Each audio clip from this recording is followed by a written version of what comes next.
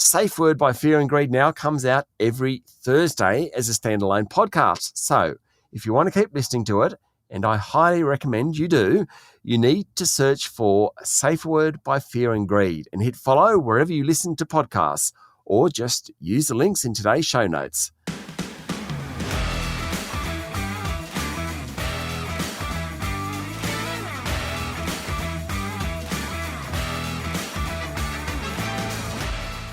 Welcome to Safeword by Fear and Greed. I'm Aylmer. I'm going to give up calling this a business podcast. Yes, it's made by the Fear and Greed team, responsible for Australia's most popular business podcast. But let's face it, there's only tenuous links to the big world of finance. Sometimes those links go off in dodgy directions, hence the need for a safe word. Every week I'm joined by my colleagues from Fear and Greed. Adam Lang, a man who I feel has been under pressure recently, just a little bit more clipped than normal. Not sure what's going on there, but I'm really looking forward to delving into Adamski's psyche over the next 30 or 40 minutes. Adam, good morning. Good morning, Sean. Don't know what you're talking about. Michael Thompson, a man who I believe is finally finding his feet in the world of audio land. For years, the man behind the microphone. He is now the man behind the microphone. I think that's right. And he's just getting a little bolshy about it, just a little overconfident at times. Good morning, Michael. Are you referring to the fact that I now call myself the difference, in that I am the difference between our previous achievements and now our recent records that we've been posting in all of our downloads? Yeah, broadly. I mean, you've taken full credit ever since day one. You just did it quietly previously, and now you're loud and proud. Well, now I've got the data to back it up. I mean, and I know that you're very kind of data focused, as is Adam. And I'm sure, Adam, could you pull up the difference spreadsheet that shows exactly the moment at which the numbers started to skyrocket? I'm assuming you've got one. I do, of course, Michael. Is it called the difference spreadsheet? No, well, not yet. But there is a small matter of the fact that you called yourself the difference even before we did achieve the records. But I knew it was coming. There's so much wrong with that, isn't there, really? You know, yourself in the third person to begin with, giving yourself a nickname. It's very ScoMo. Or rock and roll wrestling. I didn't give myself the nickname. The results gave me that nickname. Very good. Are we allowed to say wanker on this show or not? What, in relation to me? Oh no, I'm just asking generally. This is a show that's based on honesty, so no, that would be dishonest of you to call me that, because I'm not that. I didn't say I was going to call you that. I just said, can we use that word on this show? Okay, well, yes, you can, but I think we need a safe word. We do, before we go any further, if that's the case. Have you got one? We do. Can I share a bit of feedback from a Fear and Greeder first, please? Obviously, Fear and Greeder is the term for anyone in the Fear and Greed community, the broader Fear and Greed community. And our feedback this week came from Fear and Greeder Brad, who contacted us via LinkedIn. He said quite a bit, actually. Brad was quite verbose in his feedback on Safeword. Comprehensive is another word. Comprehensive, yes. Comprehensive is what we say to your face, Adam. Verbose is what we say behind your back. And he said, and I'll summarize it quite succinctly as he did in one line, he said, more safe word, more often please, more gripes, and more Adam as punching bag, please. Love it. And so I don't think that's very fair. I don't think it's fair to say that Adam is the punching bag of the podcast. I mean, Michael, the audience is never wrong. But also, you do describe yourself as a weapon with a spreadsheet, so you do open yourself up for a bit of feedback every now and then. Both true. Who else would be the punching bag if it's not Adam? No one. I mean, we need him. Adam, you are valued. We need him as a punching bag. Not as a punching bag, but as the recipient of unsolicited feedback. Again, I think it's just an effortless skill. Some would call it a natural talent that I seem to have. Well, I think one of the great moments really of Safe Words, you know, it's this long history of 10 weeks or something or other like that, was we were discussing one Wednesday or something or other after Safe Word came out, and Adam said Lara was listening to it and basically said, so it's not just me that thinks all that, Adam, which Lara being Adam's wife, of course. Yes, the line was, I think, and I'll try and be faithful to exactly how she said it, was, I used to think it was just me that thought you were different, but now I know that it's not. But different in a good way. I mean, she wouldn't have married you if it wasn't different in a good way. And It wasn't an arranged wedding or anything, Adam. It was like you'd met. Well, if it was, I didn't know about it. all right. We might need this safe word. Yes. I do have a suggestion for it, and it is linked to the feedback from our fear and greeter, Brad, this week. It's actually kind of linked to last week's feedback as well, because you remember that last week we mentioned a review on Apple Podcasts from Will. This was Will from Bris Vegas. I think he introduced himself, I and believe so. And Will loves Safeword. He mentioned you, Sean. He mentioned you, Adam, but left out, I suppose, what we like to call the X factor, which is Or the Michael. difference. The difference. Michael, the difference, Thompson. Anyway, so last week I put out the call to Will to do a second review, and this time leave it directly on the Safeword by Fear and Greed page on Apple Podcasts, because he did it previously just on the main Fear and Greed one. And I gave very specific instructions. I kind of stepped him through how he could do it. Go to Safeword by Fear and Greed, leave your review. I even kind of mentioned exactly kind of some of the words that he could use to describe the podcast and end at star. And you will be pleased to hear his response. Allow me to read you his new review. Actually, no, he didn't actually do one at all. I got crickets.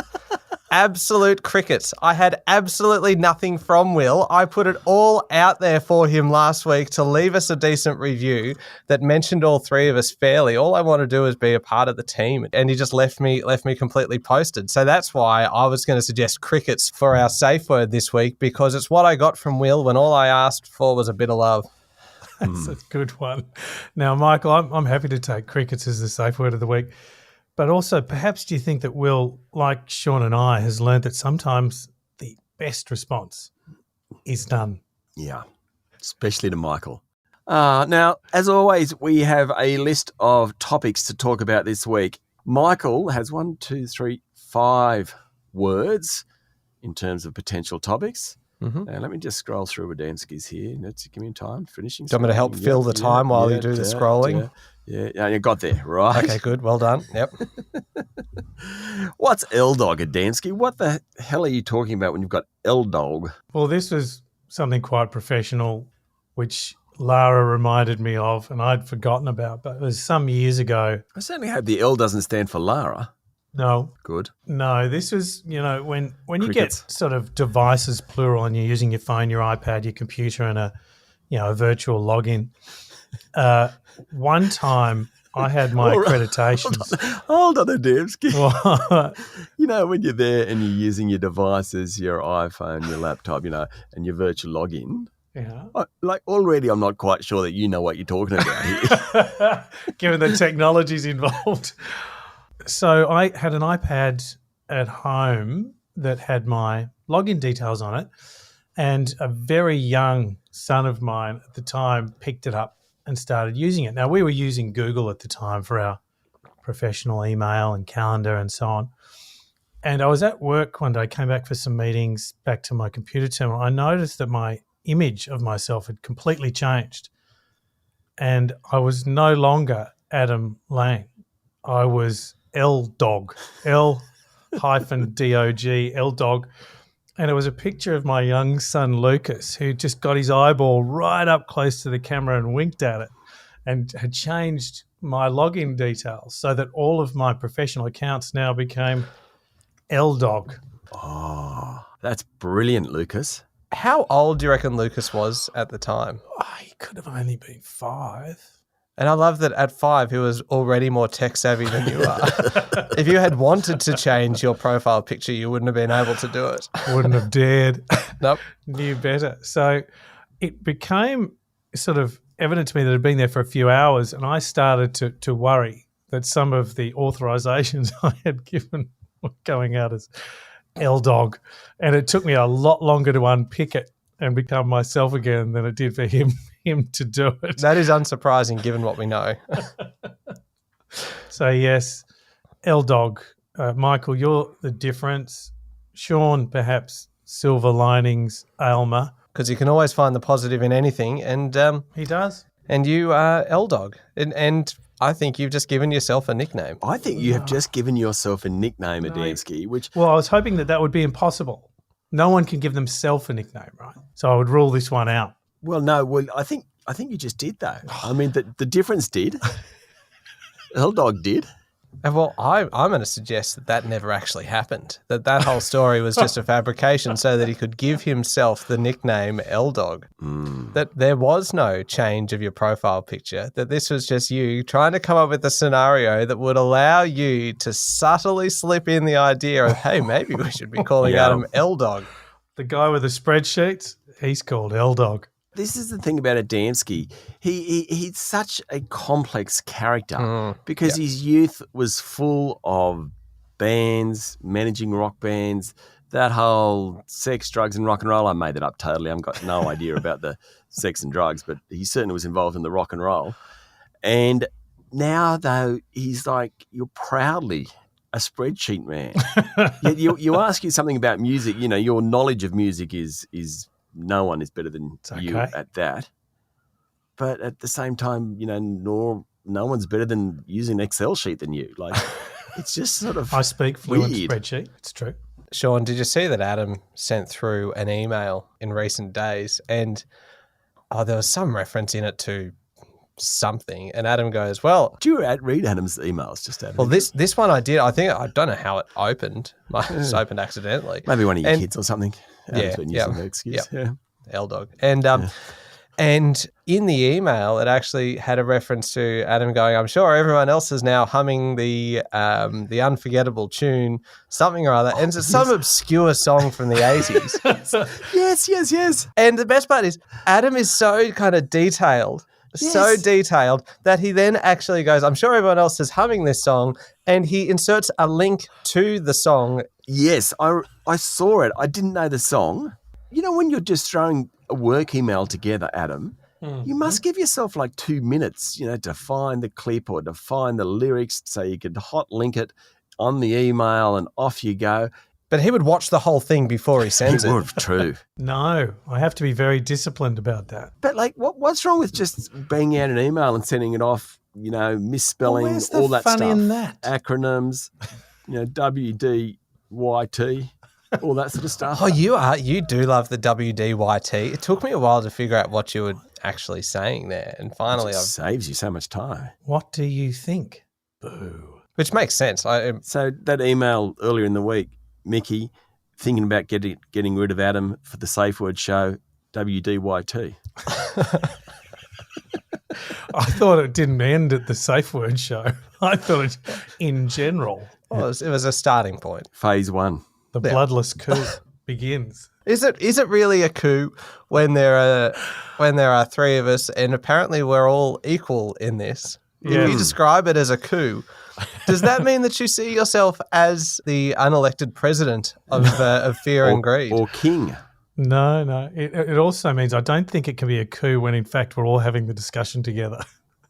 It's not quite behind anyone's back. Oh, well, no. Yeah. It's not a conventional coup. No. Now, look, I'm going through all of this long list of Adam's suggestions, right? Helpful I think suggestions. L-Dog was okay, but it wasn't like it didn't really lead to this banging conversation. Did you just say this banging conversation? I did. Oh, crickets. Please don't say that again. you're right. Can we call you Sean Banging Aylmer now? No, crickets, no. Probably not that one. We cannot just, okay, the word banging, I'm actually just putting a permanent cricket on it. Why? We can't use the What's term wrong with the banging. word It banging? means like a good tune in contemporary parlance, doesn't it? No, it sort of just means like good, like a better than good. It's banging. Please. Okay. There is a whole generation of people that think of something else. No, but I think this word has gone through that evolution well beyond what you're thinking about, Smutface, and gone on to a more generic meaning. L-Dog, Smutface, and Banging. Yes, but people don't assume that you are using the kind of the new reference. So when people refer to a song as being it's a banger, I don't think people are going to assume that you are referring to it as being a banger, as in a good song, that they're going to assume that you're still stuck in the old definition being banging to Explain. Keep going. relating to, I don't know, some kind of intimacy. So it's banging. When I'm talking about a song, saying it's a banger, that relates to intercourse. Well, when you use it, yes, it does. So I was going to suggest that Yeah, call crickets. Can we The please difference- cricket this? the Crickets. difference banging an L-dog is like a radio show. Sorry, banging an L dog. That's what I heard. Crickets, nefarious. Anything of the last month. Every safe word we've ever used, Throw them all at it. I am invoking them all right now. Now you find yourself in a work different with us three because we know each other so well and we have absolutely no regard for each other, so we can say anything to each other and that's fine. But you know when you're in a situation, and particularly if you manage people and you just sort of say stuff that just doesn't flow or doesn't work, it just dies on the vine. And oh my God, it is just incredibly painful to be explaining something to a crowd thinking that you're kind of funny. Just thinking that, okay, I'm pretty witty here. No, that was funny because, you see, that's dot. I think These at that people point, staring at you like, dickhead, what are you saying?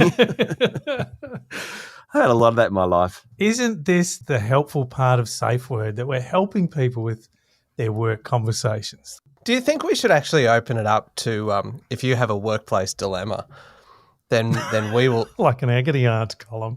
solve it here on Yes. Safeword. That between the like three of that. us, we'll be able to I love that. thrash out a solution for you to Yeah. bust out at work. To bang one out. Yeah, I think because the workplace really is the home of more angst and more humour than pretty much anywhere else.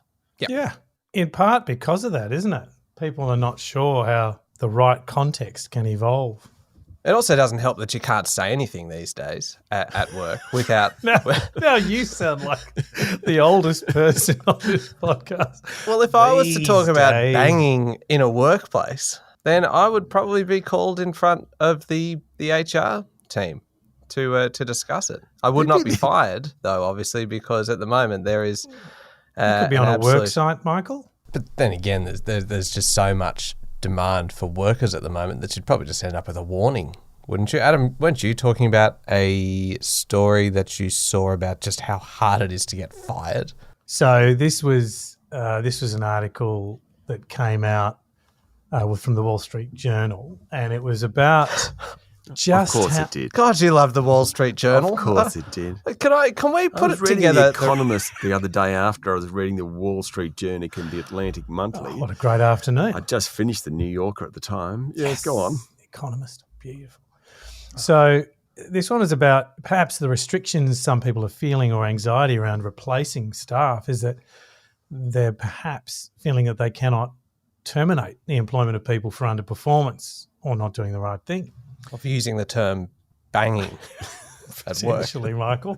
So you may have lived another day in this contemporary environment. So the Fantastic. quote from the article was, "To hold down a job these days, a worker seemingly needs one essential trait, a pulse." End of quote. And I thought, oh, that can't be right. You don't need a pulse on Fear and Greed. You just need someone to press download continually. The idea that that article came out, I thought, I really don't agree with that. I think the only reason you'd be holding on to people that you don't think are doing their best work on your team is because you as a leader are not doing a good enough job. So you're not creating that I atmosphere. want to work for you. Oh, yeah. So if I do something wrong, it's your fault, basically. That's what you're saying. I know I'm an asshole, but my boss is Adam. Is that Yeah. okay? He's created this environment in which I am an asshole. Therefore, Adam Lang is to blame. Blame it on L-Dog. He's a L-Dog. banger of a boss. We do whatever we want here. It goes great. But why would you keep someone who's costing you money? I mean, that's just- I'm not saying that you would, but if you I think someone will come to their own conclusion that this isn't the right spot for them in a hot employment market. If the employment opportunities are so abundant and you're both aware, you're both clear, we've done everything we can to support you, but you're still not meeting the performance targets we wish you to. So I think really it's almost like putting up the white flag by the Wall Street Journal. Not something I often say. Oh, have you cancelled your subscription then? God, no. Never. You're providing them some honest feedback and expecting them to improve. There's an idea. I wonder if they'd appreciate a letter from me. Oh, you should send one. I'm sure you do. Are you a letter sender? Have you transitioned into that stage of your life yet where you are a letter to the editor writer? No, I haven't. I'm not a letter writer, but I do answer almost every survey I'm given. Really? Yeah. I actually find them interesting. No. Do you answer emails? As you know, Sean, I do. But do you answer all emails? I mean, I know you do in a work sense, but do you answer all emails? Yeah. Oh. It would upset me if I didn't. I believe I have. So when you get the newsletter of the Wall Street Journal, do you respond every day saying, thank you for this episode. I look forward to reading it? No, I don't. Oh, a slight inconsistency there. You should fix that. No, well, perhaps I phrased it incorrectly. I answer surveys, almost all of them, unless I'm really sort of out of time. And I do answer emails, yes. Do you answer emails, Michael? Well, Adam, do I answer emails? On occasion, if they're actually addressed to me and important. I get the sense that Michael answers all of the emails that he wants to. Yes. It sort of makes sense. I think that's probably about right. I think that's right. And if there's something that's a little bit kind of, either I don't agree with it or I just like, you know what, I'm going to put that one off for another day. Yeah. Or maybe never. But often, though, some things are just dealt with easier on a phone call. It's just easier to discuss it next time we're talking rather than a lengthy email. And also tone gets lost in an email. Yeah. And if you disagree with someone on something, it's so much easier to come across as a real narc in an email than it is just to do it kind of now when we can provide our feedback directly to you. And you know that it comes from a place of love. Whereas if I did it in an email, you'd be thinking, geez, he's a nightmare. So the words "and another thing," ... when you write them, it can have a very different impression to when you say them. Correct. Yes. Whereas Sean, it is very hard at times to get an email out of Sean. Yeah.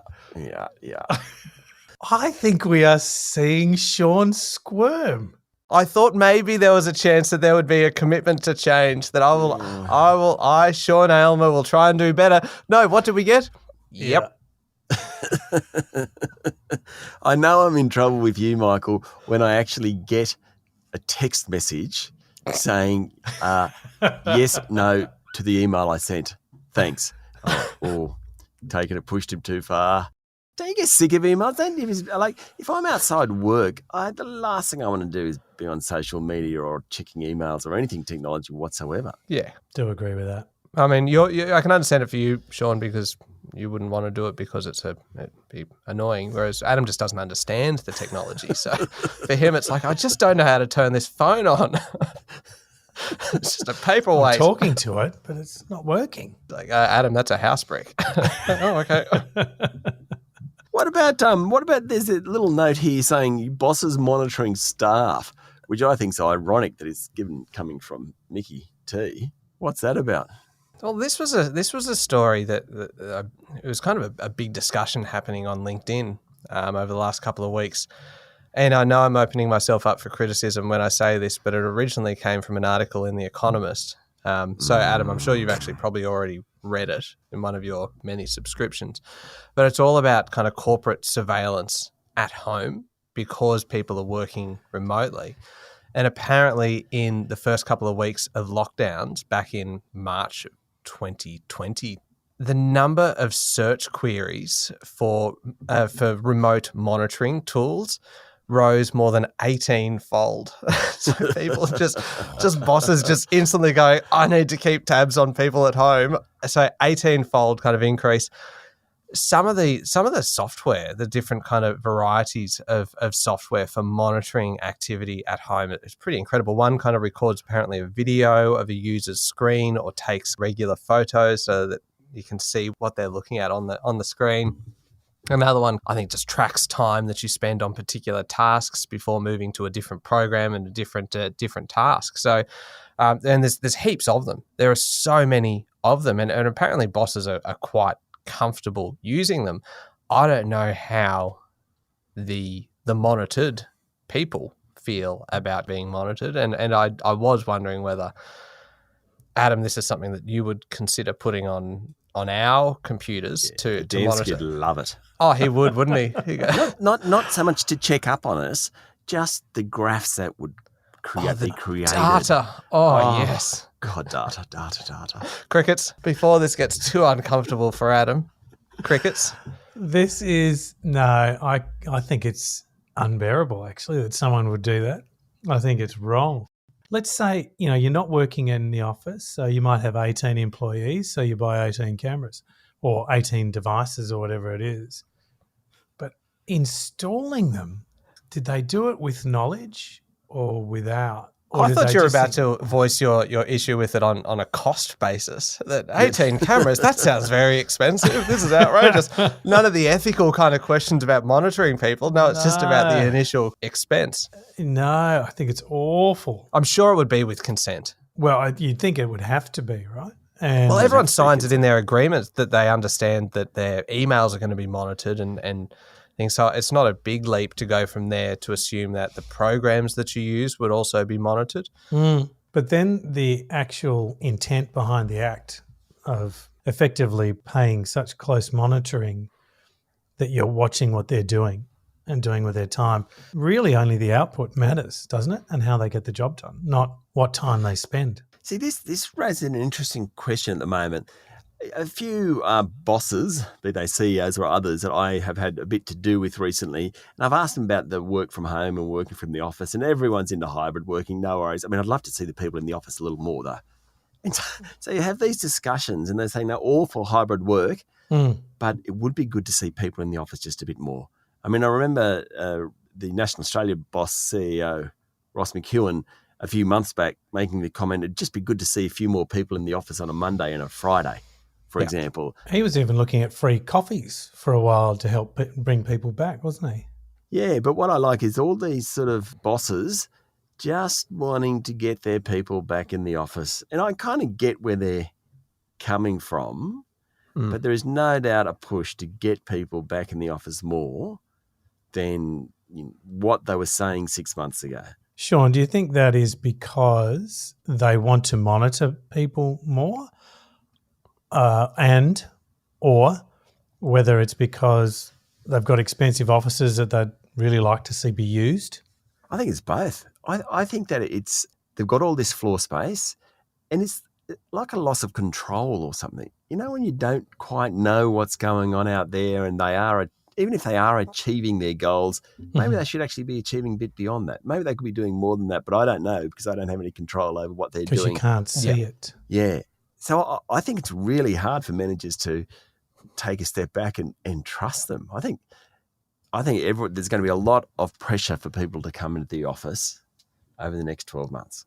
Michael, I'd love you. I think we should get an office ourselves at Damski and get Mickey T to get on the bus or the train with all those people. Oh, no, the difference gets a car park, please. If there's an office and there's a car park, the difference is getting a car. No, look, I mean, it's okay for the two of you. You live about kind of 10 minutes away from each other and I'm kind of like an hour away. So look, I don't think our communal office plan is really going to fly. I think it would be different though, don't you, Michael? Wouldn't it? Like if it made sense for us to work in the same space, I think it would be different. You'd have to then say, why would it be better? And I don't think it would. I mean, I've been very vocal about this in the past that I just don't see that there's anything that you can do in an office that you can't do remotely. Even collaboration is so much easier now where you can see everyone, you can kind of talk to everyone, but then you don't have to sit in the car or a bus or a train for an hour and a half to get home at the end of the day. But I reckon bosses like control. I agree with what you're saying, Yeah. but I reckon bosses want control, and not just the CEOs, but the line managers and all that. They want to see their people. They want to see what they're up to. They want to be able to turn around and have them on tap. Yep. I reckon the next 12 months, we're going to have a social crisis. There'll be social unrest in the building towers of Sydney and Melbourne and Brisbane and Perth, even maybe even in Adelaide potentially. Sean, I have suggested this before, and I wonder whether it might actually come true just slightly later than I thought it might, is the hospitality-led recovery, which is where workers are incentivised and officers are incentivised, employers too. Hang on, is this your fringe benefits tax campaign that you've just warmed up again? Well, that's secondary to it. But you've pulled it off the shelf, you've blown the dust off it, and just gone, hey, here we go, this'll fly this time. Never miss an opportunity. So the hospitality-led recovery, where people are incentivised to come back into the office for social occasions, training, other sorts of events. I wonder if the arbitrage, if you like, is going to be the difference between what extra reasons do people have to come into the office because of their work, and what are the incentives just to stay working exactly where they are from home. So I was talking to someone one of the big office building players, and they were saying that the boss of this big organisation, and they were saying that when they're going to find people are looking for office space, it is about how much it costs, but it's just about as much about cultural fit, about what you can, what an employer can say to an employee, what you're going to get in this office space. And it's got to be a lot more than free coffee. It might be end-of-trip facilities, but it might actually be natural light.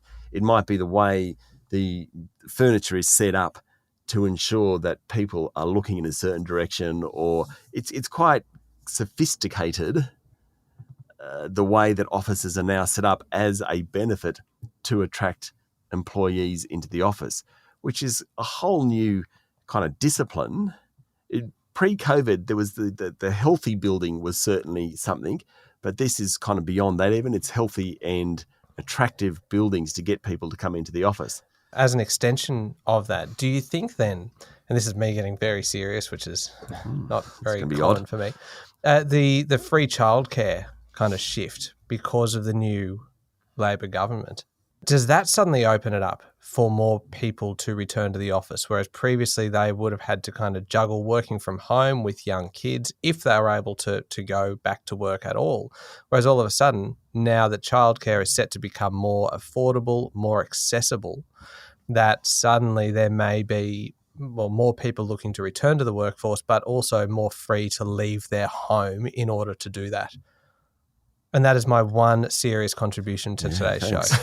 Jeez. And I was rewarded with crickets. We're both stunned. I think that's yes, Michael. I think it is a natural yes, and I think along the same lines, you'd have on-site training, make you better at your job. Other on-site opportunities that require you to get the full, exchange out of the experience that you come into the office to get it. And I really do wonder whether, what has been done, just provide an office space, albeit a very nice one to now, has been enough. Okay, I've got to interrupt. What's that got to do with childcare, Adamski? Okay, so let's say that you could get childcare as an employee benefit at the office, so that there was a childcare centre. So you have the childcare centre at the office or in nearby, the middle of the floor, and all the desks around it. I like it. Well, what about all these places that allow you to bring your dog to work? Does anyone else think that is bloody ridiculous? Raise your hand. Me. Well, you work with your dog at your feet every day, Adam, so I don't know whether you've got any credibility on this. Maggie is permanently in your home office. So, but Maggie's not just a dog. I've worked with people who have the cam on their dog, so the dog is taken to a dog shop for the day.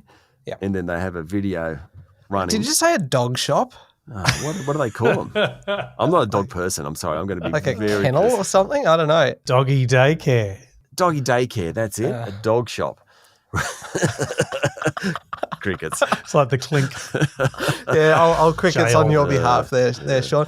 But I know everyone's worked in offices before. Have you ever seen anything more distracting than that moment when someone brings a puppy or a kitten into work, and all of a sudden you just look out on the open plan floor, and there's just this crowd of people gathered, and you're like, oh God, someone's brought an animal in. And you just know that all productivity, all work has just stopped because someone brought an animal in. And it's like, oh, it's so cute. And I'm like, it looks like a waste of time. Get back to work. It bugs me that people now are setting up their kind of dog-friendly and cat-friendly workplaces as a kind of an idea that it's going to increase productivity. It's not going to increase productivity. All it does is bring a distraction, a permanent distraction to work. So, Fear and Greed campaign. Here we go. Get rid of dog-friendly workplaces. They are a crock. Are you with me? I'm not a dog person, so generally, but there are a lot of dogs that are very beneficial to individuals and people. And You're talking about guide dogs? no, beyond that, beyond guide dogs, it's like a very sensitive subject. I just can't quite think of the term actually, but a companion dogs is what I'm looking for. So, Michael, I have seen a dog clear a workspace very quickly. Just when a puppy was brought in, I just happened to be visiting the Melbourne office, and in came this lady with her new dog who, minutes after I'd met the dog, proceeded to defecate in the middle of the floor. Do you reckon you caused that? This is the big boss. I can't say I'm unrelated to it. I mean, I had just been patting the dog. Come on, Buster. This is L Dog. He's the big boss. And did you discipline the dog owner for that? I mean, surely that's a warning. No, the poor dog owner was very embarrassed, mortified. They should have been embarrassed that they brought their dog in. It's like taking babies in and they vomit everywhere, That's what happens. Yeah, it's a workplace, not a dog shop. That's right. It's time to go, guys. We have been going on. I'm not sure what we've spoken about today. Have we spoken about anything of substance? Well, I didn't get my fringe benefits tax abolition advocacy in. Oh, you got a lot of time, Adam. You got L Dog. You got plenty of opportunities. It'd be quite interesting to go back and see who takes up most time in Safeword, who gets most airtime. Oh, we can figure that out quite easily. Yeah. And in the post-production editing, if I feel that certain people have been underrepresented, I just cut out something that the two of you say and and just restore the balance. Thank you for your contribution. That's about it. Thank you very much for listening to Safeword by Fear and Greed. Mickey T, thank you. Thank you, Sean. Adamski, a standout today, a real standout. Thank you, Sean. That was Safeword by Fear and Greed. Don't forget to hit follow on Safeword so you get a new episode every week. Tell your friends, your family, your colleagues, tell everyone. I'm Sean Aylmer. Have a great day.